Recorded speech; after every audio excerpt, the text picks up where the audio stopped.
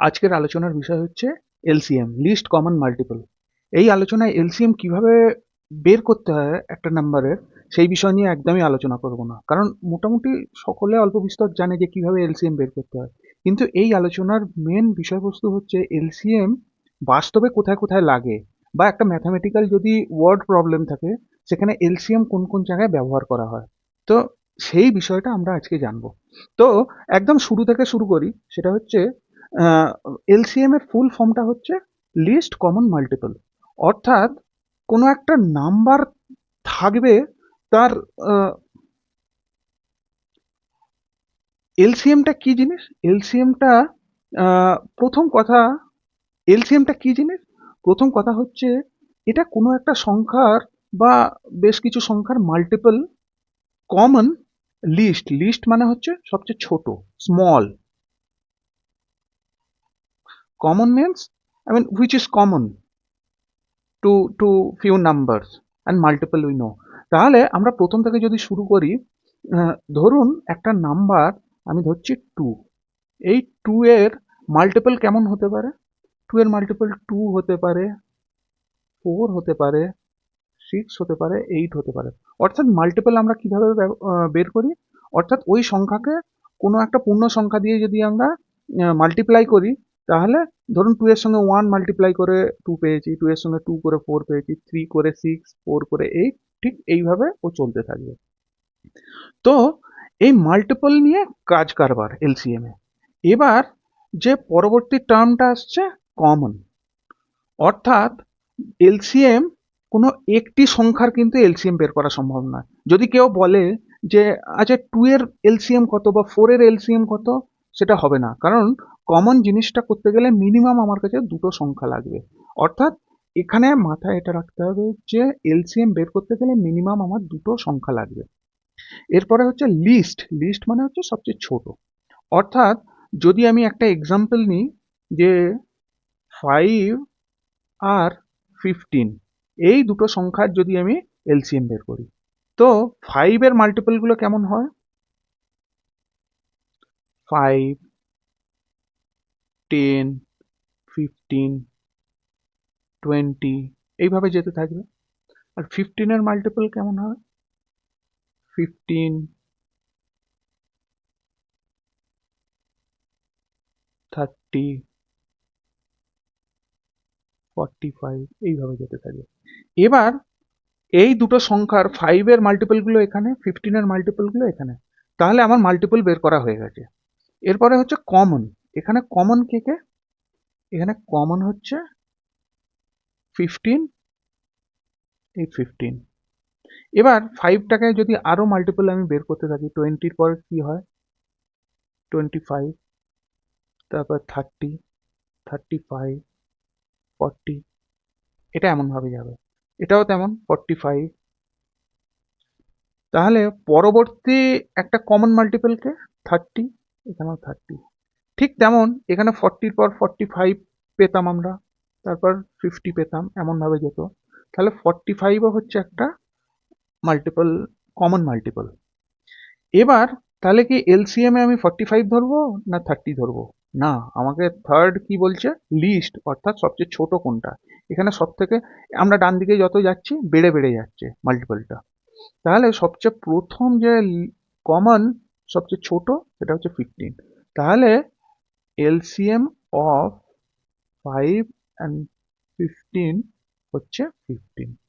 তাহলে এটা হচ্ছে ছোট। এইভাবে অ্যাকচুয়ালি এলসিএম এর যে অ্যাকচুয়াল কেমন ভাবে হয় সেটা এইভাবে হয়। এবার আমরা একটা এক্সাম্পলে আসি, যে তাহলে রিয়েলিটিতে অর্থাৎ বাস্তবে এলসিএমটা কেমন ভাবে লাগে।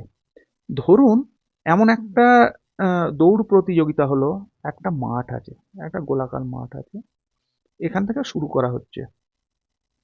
এ একজন আছে, বি একজন আছে। এ এই মাঠটা ঘুরে আসতে সময় লাগছে হচ্ছে 4 মিনিট। এ এর টাইম লাগছে 4 মিনিট, আর বি এর লাগছে 6 মিনিট। এবং এরা এইভাবে দৌড়চ্ছে, কন্টিনিউ ঘুরে যাচ্ছে।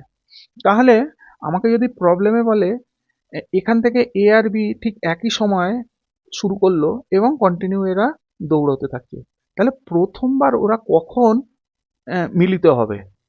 তাহলে তার জন্য কি করতে হবে, এর মাল্টিপলগুলো আমাকে বের করতে হবে। এর মাল্টিপল হচ্ছে 4, 8, 12, 16,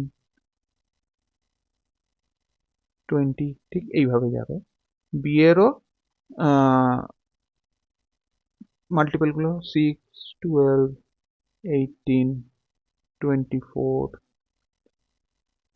ঠিক এইভাবে যাবে।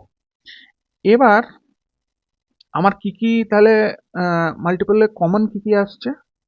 এখানে দেখুন 12 কমন আসছে, আবার এখানে পরবর্তী দেখলে 24 কমন আসতো, 24, 24। তাহলে এখানে এলসিএম হচ্ছে 12, অর্থাৎ 12 মিনিটে এরা দুজনে আবার মিলিত হবে। 12 মিনিটে কেমন, এ একবার দৌড়তে টাইম লাগে 4 মিনিট, তাহলে এ 3বার ঘুরে আসবে।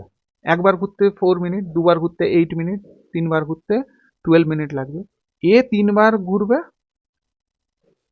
3 টাইমস, আর বি কবার ঘুরবে, বি 2বার ঘুরবে 2 টাইম, ঘুরে এসে আবার এক্স্যাক্টলি এই জায়গায় দুজনে মিলিত হবে। তো এই কারণে এলসিএম লাগে।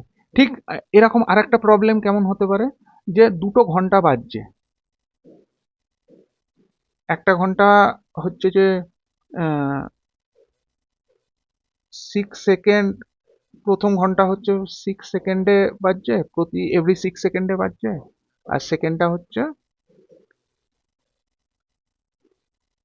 8 সেকেন্ডে বাজছে। তাহলে আহ, ঘন্টা দুটো যদি একই সময় বাজতে শুরু করে, তাহলে কোন কোন সেকেন্ডে তারা আবার মিলিত হবে?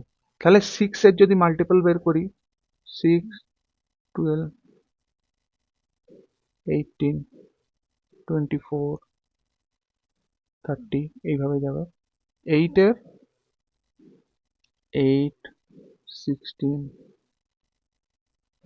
24, 32, ঠিক এইভাবে যাবে।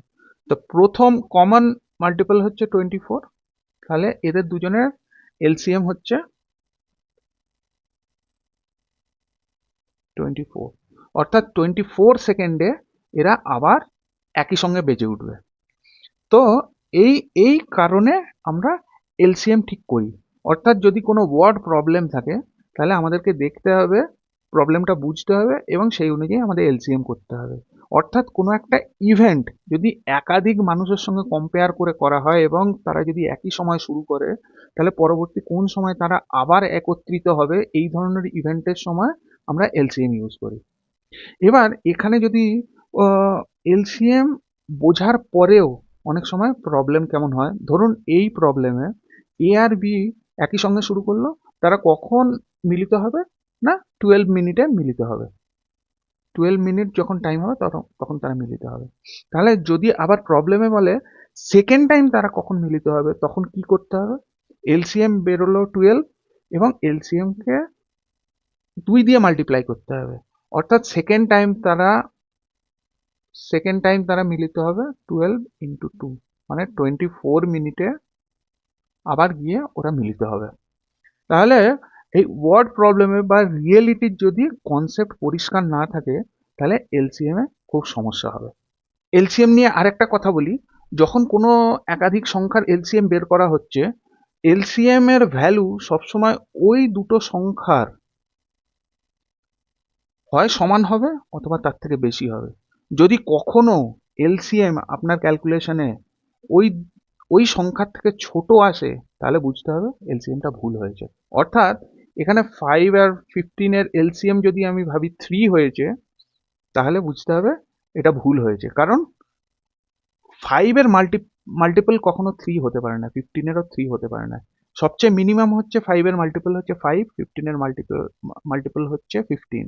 অর্থাৎ কোনো একটা সংখ্যার যখন মাল্টিপল আমরা বের করি, সবচেয়ে মিনিমাম ভ্যালু হচ্ছে 1 দিয়ে মাল্টিপ্লাই করা, অর্থাৎ সেই সংখ্যাটা নিজে, এবং মাল্টিপল বাড়তেই থাকবে বাড়তেই থাকবে। অর্থাৎ এলসিএম যখন আমরা বের করি একাধিক নাম্বারের, তখন আমাদের যদি কোনো কারণে ভুল ক্যালকুলেশনের জন্য এলসিএম ওই সংখ্যার থেকে ছোট আসছে তাহলে বুঝতে হবে সেটা ভুল হয়েছে। আশা করি এলসিএম সম্বন্ধে আপনাদের যে কনসেপ্ট সেটা পরিষ্কার হয়েছে। যদি এর পরেও কোনো প্রশ্ন থাকে আমাকে জানাতে পারেন, আমি কমেন্টে উত্তর দেওয়ার চেষ্টা করব। আবার দেখা হবে অন্য একটি ভিডিওতে।